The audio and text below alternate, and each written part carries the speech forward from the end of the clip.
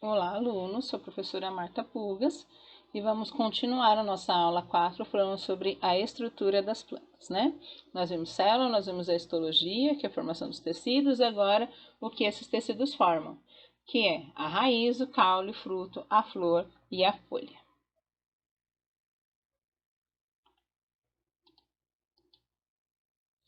Raiz, definição.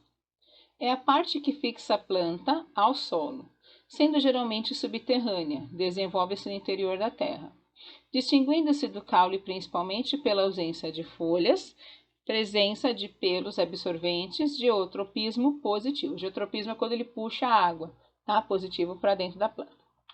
Funções: fixar a planta ao solo, absorver e conduzir água e sais minerais dissolvidos e armazenar nutrientes. Morfologia externa das raízes. Nas raízes, podemos reconhecer, seguindo das extremidades inferiores em direção ao tronco, 4 regiões ou zonas. Então, da parte de baixo até a parte de cima. Coifa, ou zona de proteção, que é a estrutura em formato de capuz, formada por células vivas localizada na extremidade da raiz. Tá? Então, ela fica ali protegendo a planta de tudo que está ali no solo.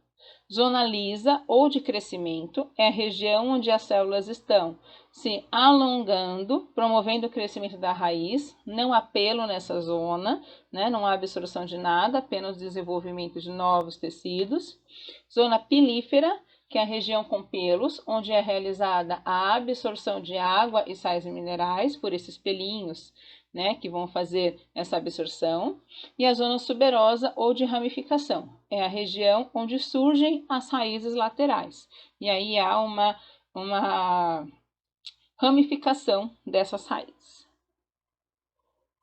A estrutura de uma raiz típica, né? Então, a gente começou aqui falando da coifa, da parte de baixo, é a zona meristemática, porque são células jovens que estão em crescimento, né, por novas produções. Então, aqui você tem a coifa, que vai para uma proteção. Zona lisa, que vai acontecer o alongamento dessa raiz, né? E essas células estão em franco desenvolvimento. Zona pilífera, para a absorção de água e nutrientes. E a zona suberosa, onde há a ramificação de novas raízes. Tipos de raízes. Nós temos raízes subterrâneas ou terrestres. Desenvolve-se no interior da terra. Raiz axial ou pivotante são formadas por uma única raiz primária e várias ramificações. Então, aqui você tem uma única primária e várias ramificações bem pequenininhas. Tá vendo? Essa aqui é axial ou pivotante. Raiz fasciculada são dotadas de raízes que saem do mesmo ponto, ficando embaraçadas. Você não consegue saber onde começa uma e onde começa a outra. Né? Então, esse tipo de raiz aqui, que você vê um emaranhado de informações, você não consegue separar uma da outra. E a raiz tuberosa, a principal função da raiz tuberosa é acúmulo de reserva das plantas, que nós falamos do amido, né? Então, nós temos a beterraba, a mandioca, a batata, né? Todos esses são raízes tuberosas. Raízes aéreas são as raízes que se originam nos caules, né? Então, depois que ele já saiu da terra, já é um caule, há um prolongamento dessa raiz. Tem a raiz suporte, são as raízes que se originam a partir do caule e vão até o solo, servem de suporte para a árvore. Olha, está fazendo um apoio, né, no solo, mas fora do solo, para que essa árvore fique bem acomodada. Raízes cintura ou estranguladora. Essas raízes são aquelas que se desenvolvem ao redor de um suporte. Suas paredes celulares são fortalecidas com lignina e com velame, que se trata de uma epiderme pluriestratificada que absorve toda a água despejada pelo caule. Então, quando chove, a água vem pelo caule, ela consegue absorver. Então, é uma árvore agarrada na outra.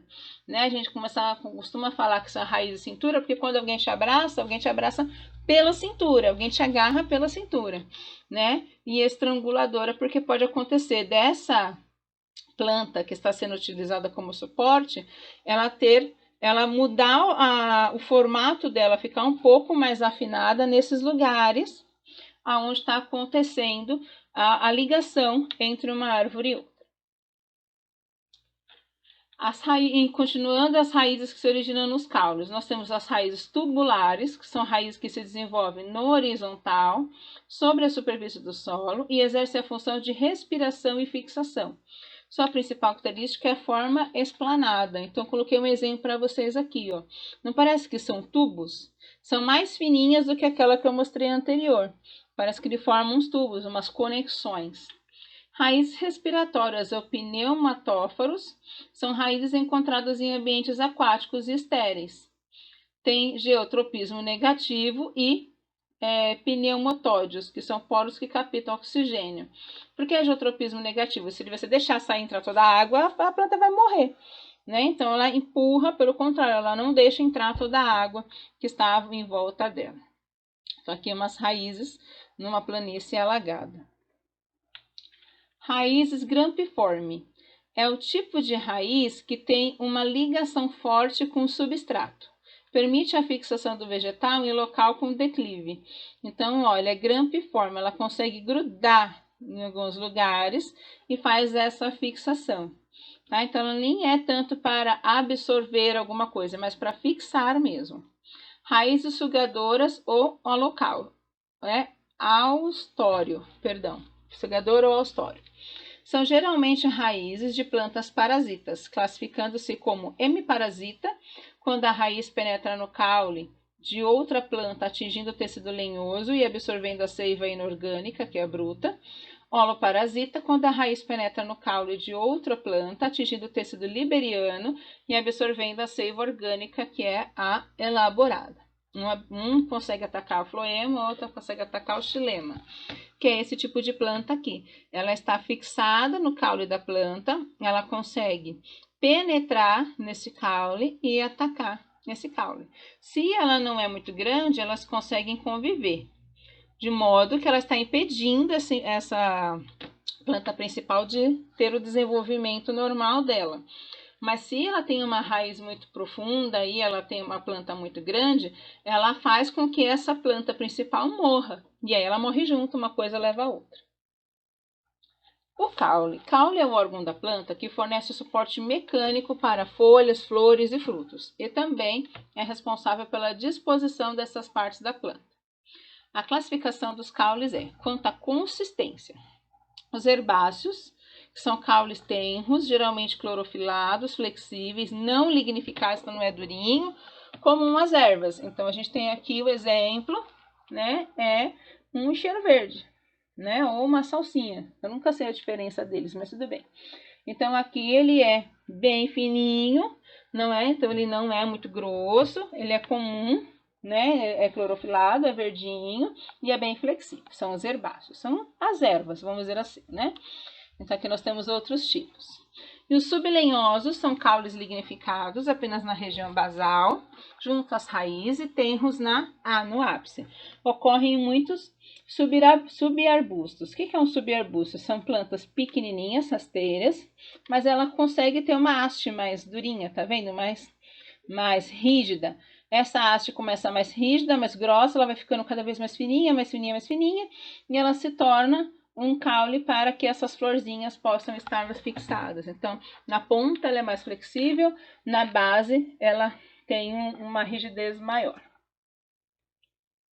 Quanto à consistência, eles podem ser lenhosos, caules intensamente lignificados, rígidos, geralmente de grande porte ou com considerável aumento de diâmetro. Então, ou ele é bem longo, né, bem alto, ou ele é bem grosso.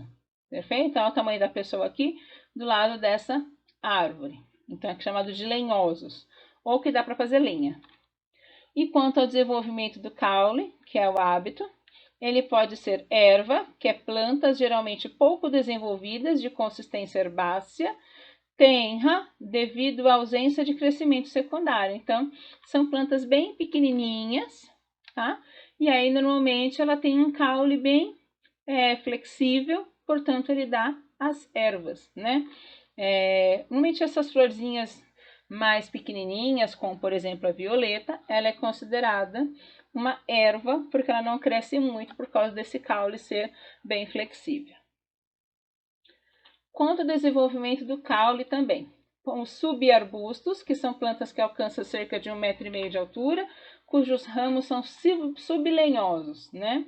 Então, ele tem um pouquinho de rigidez, e aí, conforme ele vai crescendo, ele vai ficando mais flexível, perfeito? Então, você tem essas florzinhas rasteiras, que elas podem chegar a 1,5 m, né? Em algum ambiente que seja favorável, ela consegue chegar a 1,5 m de crescimento.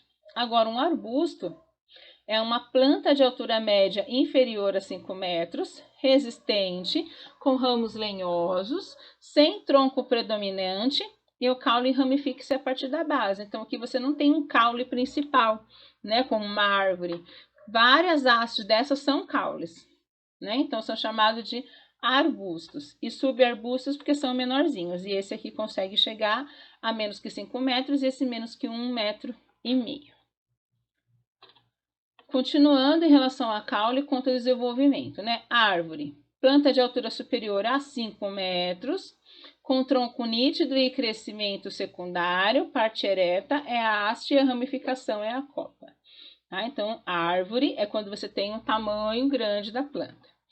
Arvoreta é uma árvore pequena com o tronco principal muito curto.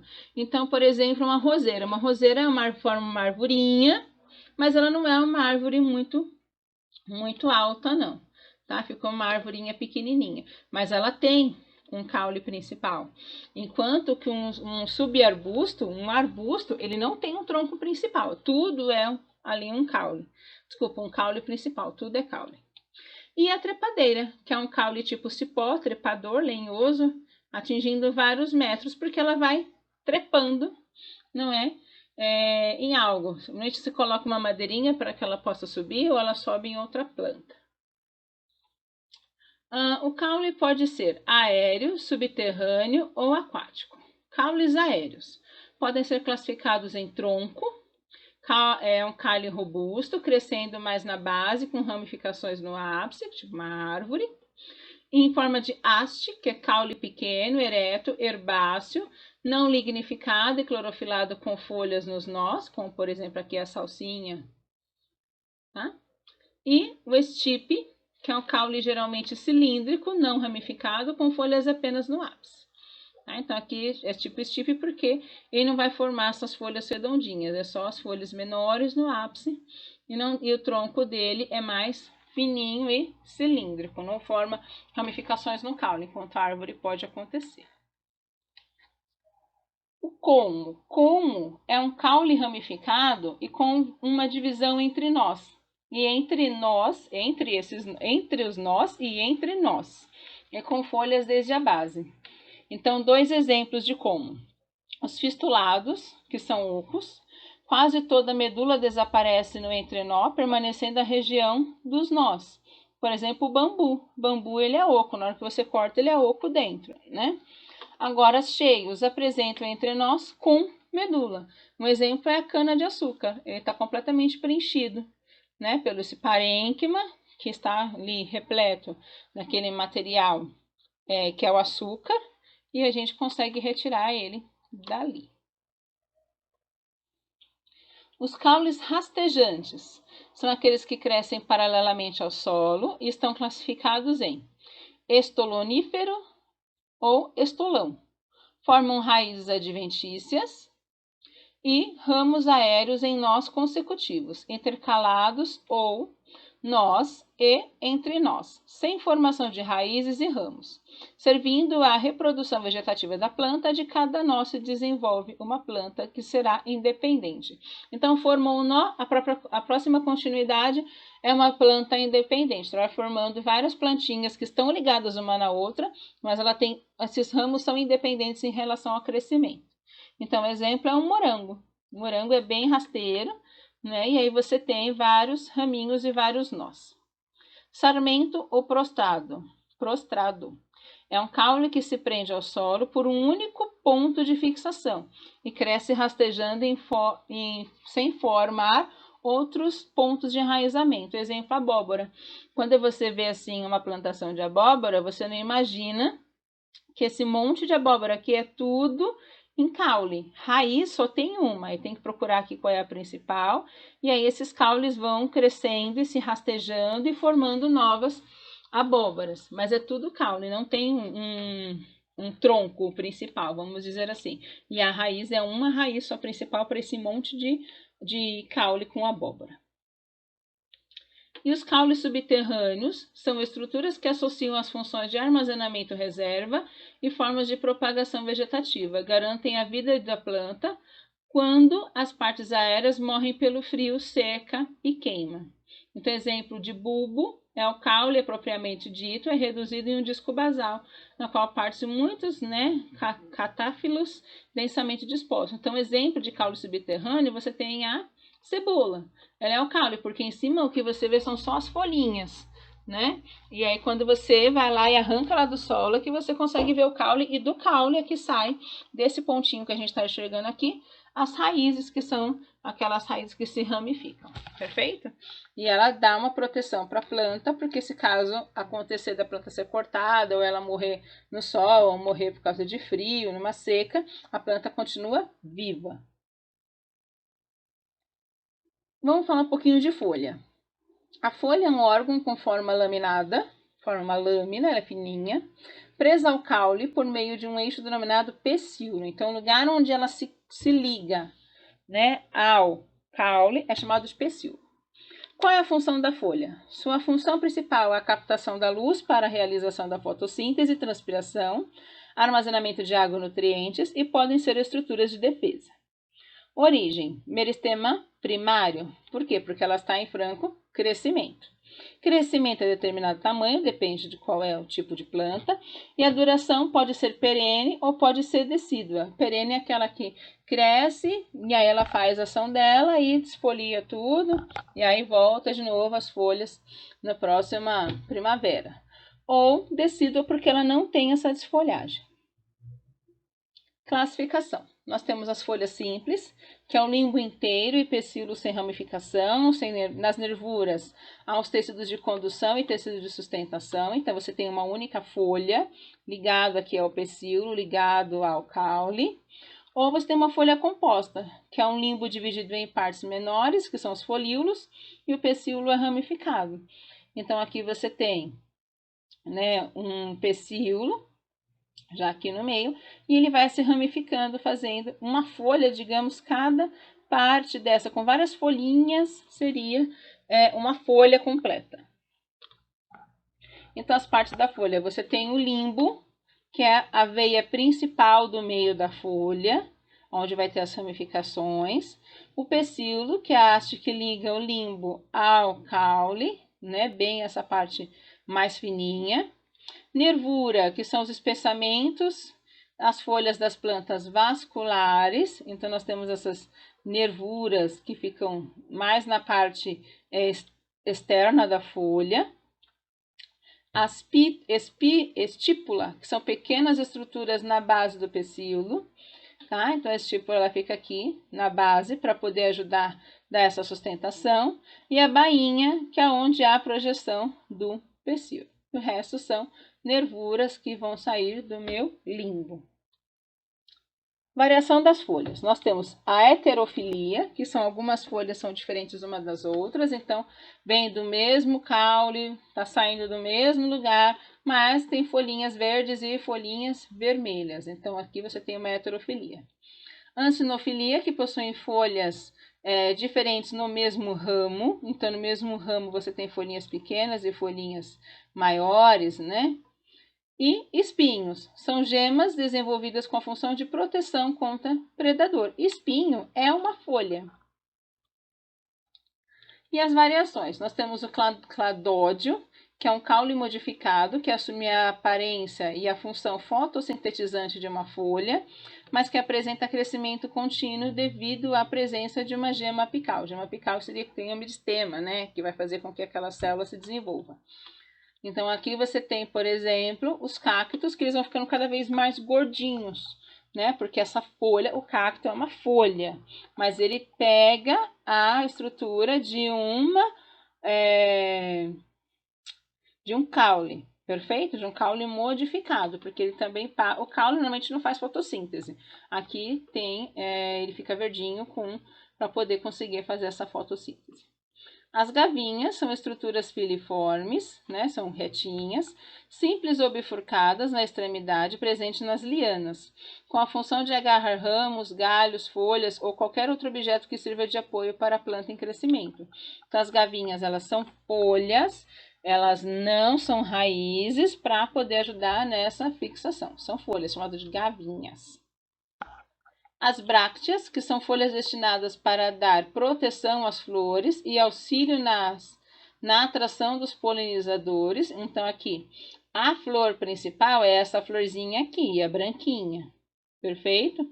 Mas se fosse só essa branquinha, não chamaria muita atenção do inseto. Então, o que fizeram as brácteas, que são folhas modificadas com cores diferenciadas para chamar a atenção.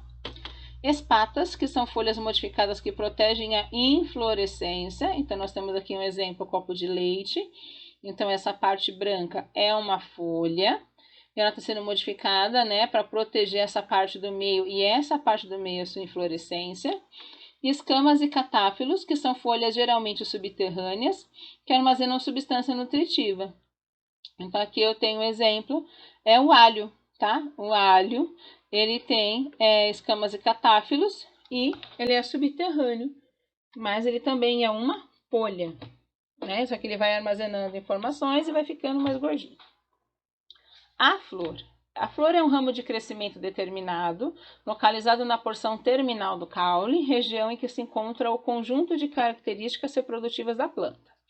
Quais são os órgãos, né, de reprodução da planta? Você tem a flor, aqui na parte de baixo você tem o pedículo, que vai ligar ele, né, aqui no caule. Tem o nectário, aonde sai o néctar, que chama, né, a atenção dos polinizadores, que estão aqui embaixo. Então, o ege floral, que vai ajudar a ter o início aqui desse óvulo, desse ovário. Aí aqui no meio vem o ovário, dentro do ovário você tem os óvulos. E aí essa parte de cima do ovário continuando, você tem o gineceu, que vem o estigma, o estilo e o ovário, que é o tubinho. O estigma é a abertura, né, que leva ao ovário. Em volta você tem o androceu, que tem os antera e o filamento. É aqui na antera onde você tem o pólen, né? Então é a parte masculina. E em volta aqui você tem a corola, que são as pétalas mesmo, né? E o cálix, que dão apoio a essa pétala para que ela continue, né, sempre na mesma posição. Órgãos de suporte. Servem de suporte à flor, que é o pendúculo e o receptáculo. Pendúculo é o órgão de suporte da flor e possui na sua parte superior o receptáculo, tá? Então, o pendúculo, ele está aqui embaixo, perfeito? E aqui nós temos aqui, o receptáculo floral. Receptáculo, parte superior, dilatada do pendúculo, na qual prende-se todos os verticilos florais. Então, tá tudo grudado aqui nesse receptáculo. E as glândulas odoríferas, que emitem cheiros, né, para poder ser percebidos em alguma distância. E o nectário produzem néctar, mistura adocicada, muito apreciada pelos insetos, pelas aves e morcegos, no caso de flores noturnas, como a dama da noite. Então, eles ficam aqui embaixo, tá? Quase, quando tá começando aqui o ovário, ele tá aqui embaixo, essas glândulas odoríferas e o nectário. Os órgãos de proteção. Nós temos as sépalas, que pequenas peças florais, geralmente de cor verde, com a função de proteger a flor. O conjunto de sépala forma o cálice.